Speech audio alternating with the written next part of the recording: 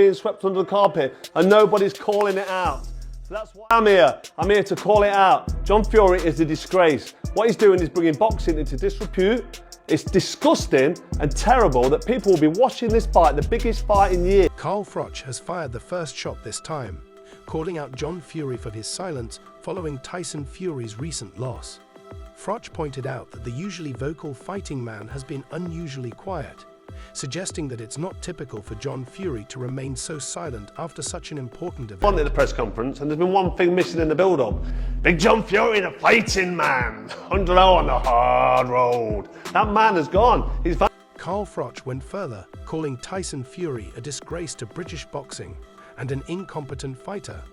Despite Fury's height and weight advantage, Froch criticized him for falling to a cruiserweight.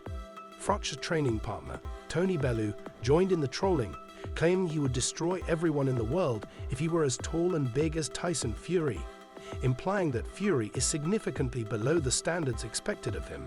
20 stone and 6'9". I've told you what I'd do. I'd fucking invade Russia. But I'm not that big and I'm not that heavy. So, I don't know if I could ever lose if I was that big.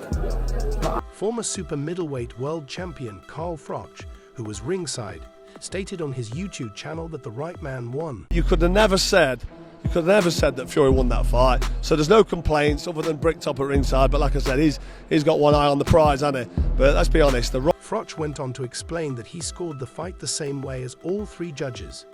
He described it as a close contest that ebbed and flowed, especially in the early rounds. From round 1 to about round 6 or 7, it was very tight, with Froch scoring rounds evenly between Tyson Fury and Alexander Usyk. He noted there were several rounds he couldn't split, making it hard to call. The turning point, he felt, came from rounds 6 to 7, when Usyk started to close the gap as Tyson Fury began to tire, as Froch had predicted. Despite how close the fight was, Usyk's more eye-catching shots stood out. Froch commented on Frank Warren's complaint ringside, calling it a robbery, suggesting Warren was watching through emotional glasses, believing Fury had won. Ultimately, Froch maintained that Usyk won the fight on his scorecard by 4 or 5 rounds, the same as the judges. Usyk did the job this evening, got the win and retained his titles in what was a pretty intriguing fight that kind of had you sitting there watching with you. I wasn't mesmerised, but I was interested for John Fury should be aware that his son has disgraced British boxing. While he may have stayed silent before and after his son's fight, it's unlikely John Fury will remain quiet after receiving criticism from Carl Froch. But the eye-catching shots ultimately came from Alexander Usyk, who is a different class in here. He's just a class above, because when you consider the weight and size.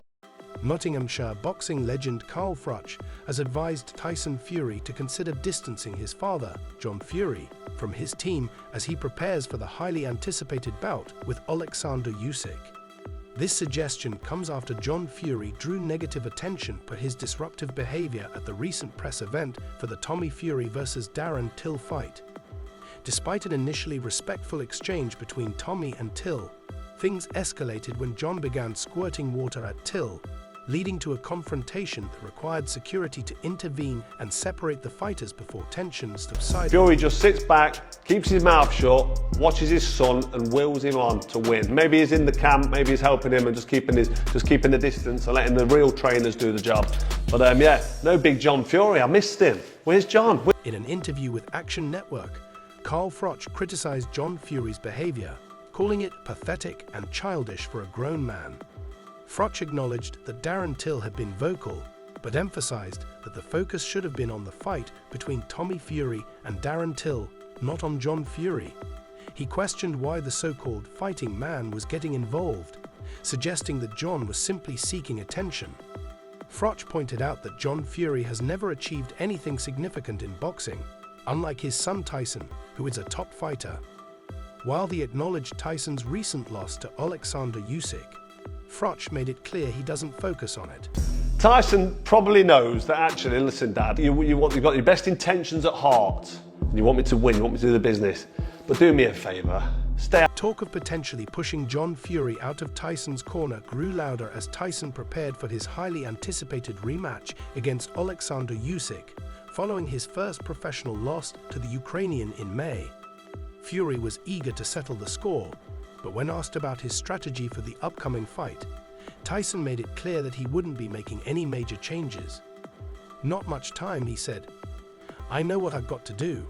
Nothing drastic. People can say I want to change trainers or blame it on my conditioning coach, the cook, or even the mouse next door. Same team, same everything. I know what I've got to do."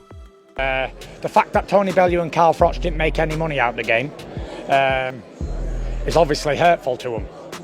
And I'm making the biggest bags that's ever. Former cruiserweight world champion and Carl Froch's friend, Tony Bellew, closely watched the fight and heading into the final round revealed that he had Alexander Usyk ahead, scoring it 6-5 after 11 rounds. He noted that there were some close rounds, but he couldn't see how Tyson Fury was winning, as Usyk was pressing the fight and outlanding Fury. Bellew pointed out that a knockdown in the final round would secure the victory for Fury, but when he scored the final round 10-10, he had Usyk winning 115-114 on his card. Bellew praised the last round as a brilliant chess match, stating he couldn't separate the fighters. Although he scored the fight for Usyk, Bellew emphasized that no one could complain about the outcome, as both fighters fought their hearts out. He felt Usyk had done enough, outlanding Fury and pressing the action. However, while agreeing with the result, Bellew felt that the judges' scorecards, all reflecting a 116-112 victory for Usyk, were too wide. Quite confident. I thought I won that fight again. I think I've got Larry Holmes here. I thought I won both fights. But then again, I've gone home with 2 losses on my record now, so there's not much I can do about it. I can just fight my heart out and do the best I can. But again... Tony Bellew acknowledged that while he felt the scorecards were too wide, he did have Usyk winning. He explained that it was Usyk's pressure and consistent work rate that ultimately won him the rounds. Tyson Fury is a warrior who deserves so much respect for stepping back in with him, Bellew said. However, the situation became tense between Fury, Bellew and Carl Froch after Froch criticized Fury for avoiding a fight with Usyk to face the former UFC World Heavyweight Champion. Tyson Fury responded to the criticism, defending his decision to face the UFC star in a 10-round non-title bout in Riyadh on October 28th. Leading up to the fight, it was clear that the 35-year-old Fury, who had previously been expected to fight Usyk for the undisputed heavyweight title, was prioritizing the lucrative match with the former UFC champion over the highly anticipated bout against Usyk. We've done all right. We've got out of the sport financially free, with, more importantly, our health intact. We're physically and mentally. "It's not classy to talk about money at all," Carl Froch said on his YouTube channel. "Me and Tony, we've done all right. We got out of the sport with our health intact, financially free, and physically and mentally in a good place." Froch then went on to critique Tyson Fury, saying, "I'm an average fighter, but your resume doesn't compare to mine.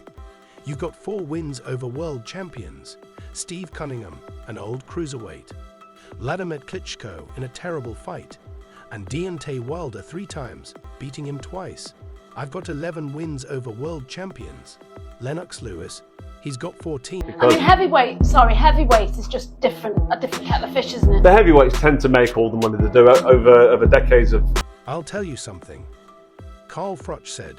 "You can have as much money as you want in your wallet, but when you turn up to the Hall of Fame party next year, you won't be sitting at the top table with me or my peers because you won't belong there with that resume." Froch then advised Tyson Fury to focus on his career, saying, "You should be defending your title and fighting other champions. How long have you got left in the game? 2, maybe 3 more fights. It's a waste to take these crossover bouts. You're killing the fans. They're starting to turn against you." I thought it was very difficult to split them. Fucking hell. Just got punched in the stomach by Naz. Luckily I got a transmitter in there, otherwise I would have been down.